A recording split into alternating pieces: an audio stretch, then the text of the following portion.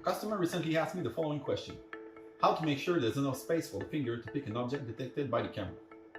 Collision validation function does just that. It allows you to select the region needed for the grippers to pick a part, and the camera to check whether or not there's a part present in this region.